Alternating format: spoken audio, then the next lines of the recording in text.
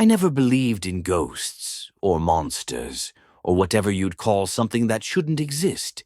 But after what happened last winter, I don't know what to believe anymore. It started when I moved into a small house just outside of town. Rent was cheap, and the place had a certain charm. Old wooden floors, a big fireplace, and a quiet, empty attic that I planned to use for storage. The landlord mentioned something about it being sealed off for years, but I didn't think much of it. The first night was peaceful. Cold wind rattled against the windows, and the snow outside muffled all sound. But as I lay in bed, I heard something.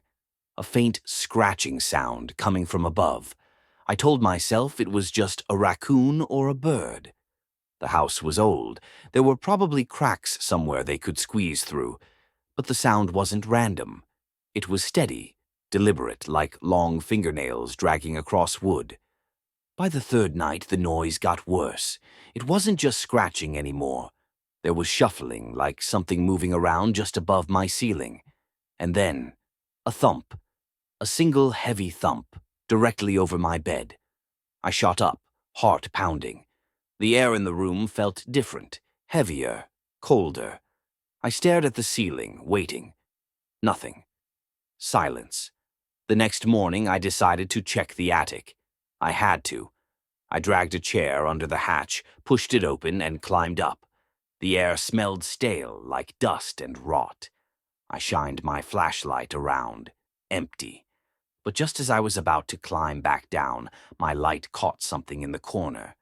A pile of old, yellowed newspapers. Something about them felt off. I stepped closer, nudging them aside with my foot.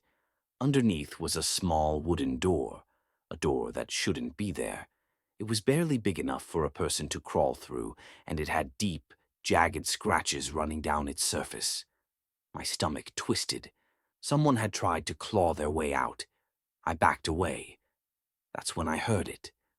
A slow, creaking sound. The door was opening. I didn't wait to see what was inside. I scrambled down the attic ladder and slammed the hatch shut. I dragged a heavy bookshelf underneath it, barricading it closed. That night, the noises were worse. The scratching turned to pounding. Furious, relentless pounding. I lay frozen in bed, gripping my blanket, listening. And then, for the first time, I heard it breathe.